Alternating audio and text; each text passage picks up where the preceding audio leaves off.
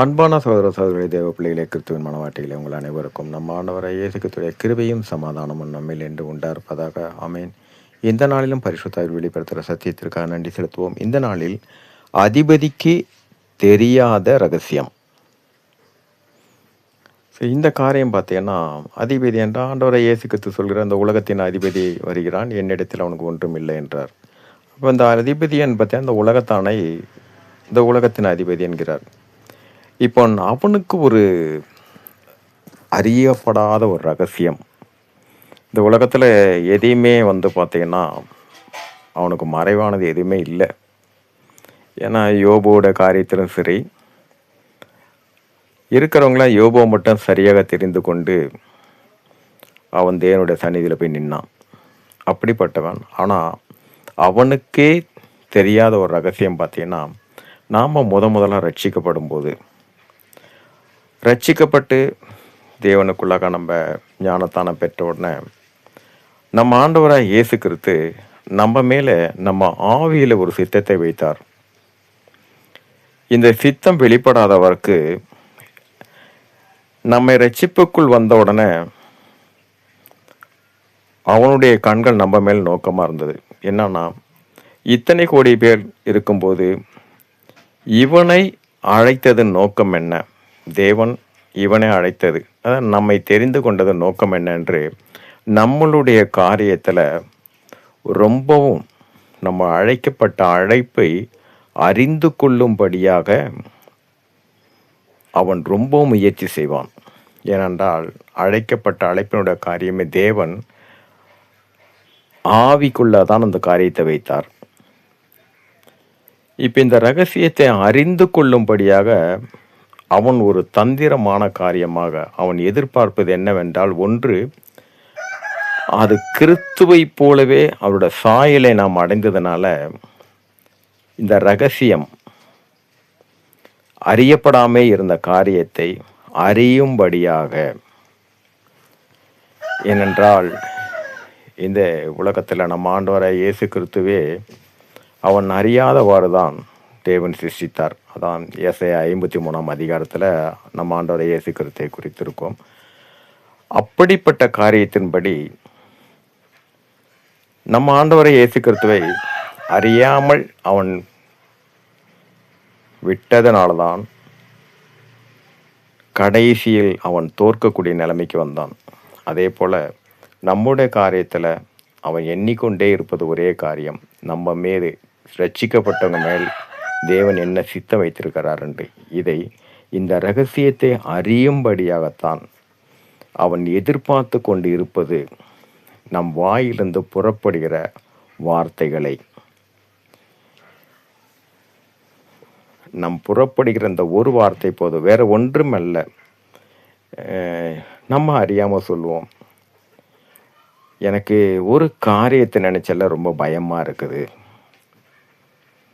ஏதோ ஒரு காரியத்தை அதை நினைச்சா எனக்கு பயமா இருக்குன்னு சொல்லிட்டு நம்ம மற்றவங்கள்ட்ட சொல்றோம் பாருங்க, இதுதான் அவனுக்கு ப்ளஸ் பாயிண்ட்டு. இந்த ரகசியத்தை அறிந்து கொள்ளும்படியாகத்தான் எப்பொழுது கிறிஸ்துவின் சாயலை உடையவர்கள் பயப்படுகிறேன் என்று அவர் வாயிலிருந்து புறப்பட்டுச்சோ, அந்த நிமிஷமே இதைத்தான் அவன் எடுத்து ஆயுதமாக எடுத்து, இந்த ஆயுதத்தை வைத்தே, நம் வாயில் புறப்பட்ட இந்த வார்த்தையை வைத்தே, அதனை கொண்டே நமக்குள்ளாக ஆவிக்குள்ளாக இருக்கிற காரியத்தை வெளியெடுக்க முடியும் அவனால். ஒரு சூழ்நிலையை கொண்டு வரும்போது நம் வாயிலிருந்தே புறப்படும் வார்த்தை, நான் ஏன் இந்த கிறிஸ்துக்குள்ளே வந்தேன், எதுக்கு ரட்சிக்கப்பட்டேன்னே தெரியல, நான் ரட்சிக்கப்படாமல் இருக்கும்போது கூட நான் சந்தோஷமாக இருந்தேன். இந்த மாதிரி வார்த்தைகளை தான் அவன் எதிர்பார்த்து கொண்டிருப்பது. அதற்காக தான் இந்த மாதிரி காரியங்கள் வெளிப்படக்கூடாதுன்னு தான் நம் வாயிலிருந்து கூட தேவன் 1 கொரிந்தியரில் பார்த்தீங்கன்னா நமக்கு 14ஆம் அதிகாரத்தில் 2ஆம் வசனம், இங்கே தேவன் அந்த அந்நிய பாஷை கொடுத்தது அதுக்கு தான். ஏனெனில் அந்நிய பாஷையில் பேசுகிறவன் ஆவியினாலே ரகசியங்களை பேசினாலும் அவன் பேசுகிறதை ஒருவனும் அறியாதிருக்கிறபடியினாலே அவன் மனுஷரிடத்தில் பேசாமல் தேவனிடத்தில் பேசுகிறான். இந்த ரகசியம் இருக்குது தெரியுங்களா? இந்த ரகசியத்தை தேவன் நாம் அழைக்கப்பட்ட அழைப்பினுடைய ரகசியத்தை நம் ஆவிக்குள்ளாகத்தான் வைப்பார். அதை நாம் அறிந்து கொள்ள முடியாத அளவுக்கு. இந்த அந்நிய பாஷை, அவன் அறியாத பாஷையை நமக்காக இதற்காக தான் தேவன் கொடுத்தார். ஆனால் நம் வாயிலிருந்து புறப்படுகிற ஒவ்வொரு வார்த்தைகளையும் நாம் தான் இதை நமக்கு அழைத்த அழைப்பும் சரி, தேவன் நம் மேல் வைத்திருக்கிற சித்தத்தையும் நம் வாயின் வார்த்தையினால தான் அந்த ரகசியத்தை அறிந்து கொள்கிறான். பழைய ஏற்பாடில் பார்த்தீங்கன்னா, நீங்கள் ஆதியாகமத்திலே அவன் அழைக்கப்பட்ட அழைப்பை எப்படி ஏவாள் இடத்திலிருந்து பெறுகிறான்னு பாருங்க.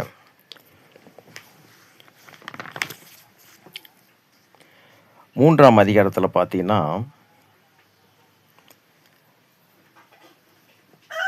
அவன் கேட்கிற காரியம் எவ்வளவு அழகாக, இவர்கள் 2 பேருடைய காரியமே அவன் அறியாதிருந்தான். ஆதாம் ஏவாளுடைய காரியத்தை அறிய முடியல அவனால். எதற்காக இவளை சிருஷ்டித்தார் என்று அறிய முடியாதவன். ஆனாலும் அவன் 3ஆம் அதிகாரம் 2ஆம் வசனத்தில் எப்படி இந்த காரியத்தை அறிந்து கொள்கிறான் பாருங்க.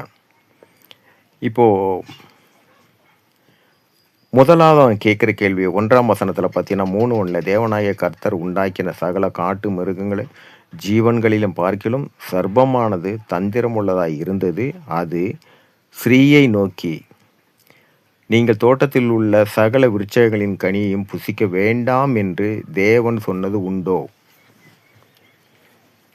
வேண்டாம் என்று இந்த சொல்லும்போது அந்த இடத்துல சர்ப்பமே கிடையாது.